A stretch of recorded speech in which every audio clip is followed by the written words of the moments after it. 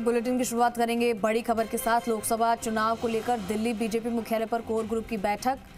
राजस्थान सहित 1 दर्जन राज्यों की कोर ग्रुप की बैठक है। मुख्यमंत्री भजनलाल शर्मा बीजेपी मुख्यालय पहुंच गए हैं। प्रदेश अध्यक्ष सीपी जोशी और दोनों उप मुख्यमंत्री भी साथ में मौजूद हैं। लोकसभा चुनाव की तैयारी को लेकर बीजेपी पूरी तरीके से चुनावी मोड में आ चुकी है और ऐसे में राजस्थान में मिशन 25 को लेकर प्रत्याशियों के नामों को फाइनल करने की कवायद चल रही है। इसी को लेकर दिल्ली में आज प्रदेश कोर कमेटी की बैठक होनी है।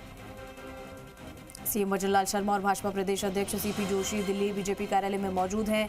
बीजेपी अध्यक्ष नड्डा, केंद्रीय गृह मंत्री अमित शाह की मौजूदगी में दिल्ली में भाजपा कोर ग्रुप की बैठक में मंथन होगा, जिसमें लोकसभा चुनाव प्रत्याशियों के नामों पर मंथन होगा। इससे पहले कल जयपुर में बीजेपी कोर ग्रुप की बैठक हुई थी, जिसमें कि लोकसभा चुनाव में प्रत्याशियों के नाम को लेकर चर्चा हुई थी।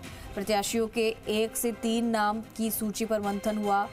प्रदेश भाजपा ने आलाकमान पर प्रत्याशियों के चयन का फैसला छोड़ा है।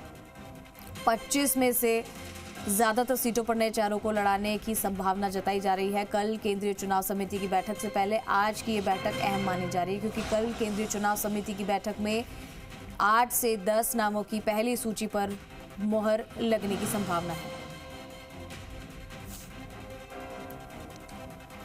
तो ये अहम बैठक मानी जा रही है। दिल्ली में मंथन होगा, इसको लेकर एक और बैठक है बीजेपी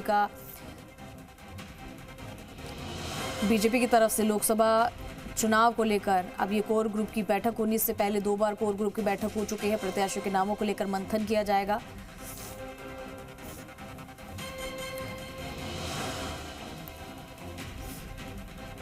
और सीएम भजनलाल दिल्ली के मुख्यालय पहुंच चुके हैं और ज्यादा जानकारी के लिए निजाम कंटालिया हमारे साथ जुड़ चुके हैं। मेरे सहयोगी ज्यादा जानकारी के लिए उनका रुख करते हैं।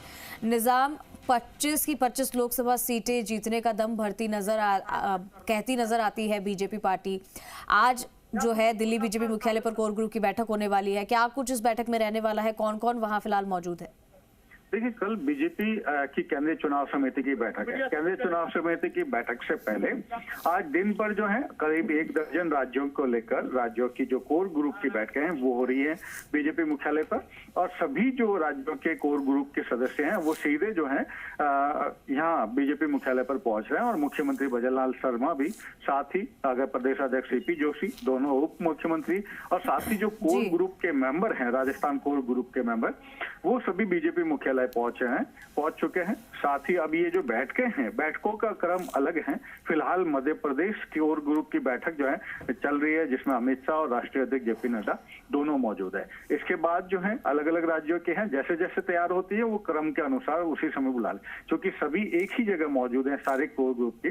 तो ये तय नहीं है कि इसके बाद अभी किसका कैसे क्या है, लेकिन ये है कि आज 5 बजे से पहले अधिकांश बैठकें जो है वो पूरी हो जाएगी और उसमें राजस्थान भी शामिल है। तो संभवतः राजस्थान को लेकर ये भी है, क्योंकि देखिए जो केंद्रीय चुनाव समिति सबसे पहली 1 या 2 मार्च को, आगामी 1 या 2 मार्च को पहली सूची जारी कर सकती है, अगर कल जो उस पर मुहर लगती है तो। और उनमें वो सभी लोग जो मुख्य रूप से अगर कहें मुख्य नेता के साथ, चाहे प्रधानमंत्री नरेंद्र मोदी के साथ ही ज्यादातर केंद्रीय मंत्री और साथ ही जो राज्यसभा के दावेदार थे और जिनको राज्यसभा टिकट नहीं मिला वो लोग भी, उनको भी टिकट मिलने के साथ ही जो निजाम, कल जिस तरीके से बैठक हुई थी, अब भाजपा ने आला कमान पर प्रत्याशियों का चयन का फैसला तो छोड़ ही दिया है। 25 में से ज्यादातर सीटों पर नए चेहरों को लाए जाने की संभावना जताई जा रही है। तो क्या पहले की तरह इस बार भी बीजेपी कोई नए चेहरे ला सकती है? बेशक देखिए कि नए चेहरे लाने ही होंगे, क्योंकि जिस तरीके से 3 सांसद जो हैं विधायक बन चुके हैं, साथ ही 3 सांसद जिन्होंने चुनाव हार गए थे।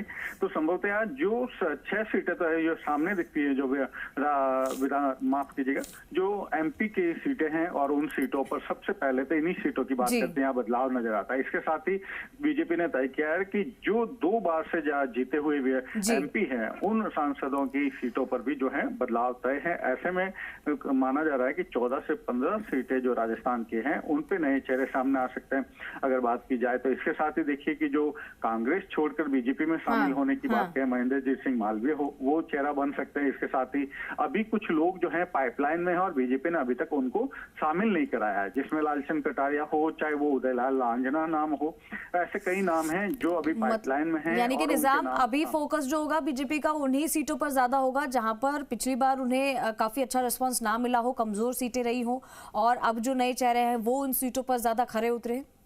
देखिए पहली सूची में अभी जो है वो सबसे पहले मुख्य रूप से तो उन सीटों पे जहां पे स्पष्ट तौर पे बीजेपी को स्पष्ट तौर पे लगता है कि वो वहां जीत सकती है, ऐसी 18 सीटें हैं जिनमें बीजेपी उनका चयन कर सकती है। इस पहली चीजों में 16 से 18 सीटें ऐसी जिनका चयन कर सकती है पहली सूची में, और उनमें वो सीटें जिन पे की चेहरे बदलने हैं 8 से 9 सीटों पे चेहरे बदल के भी पहली सूची में जारी कर सकती है।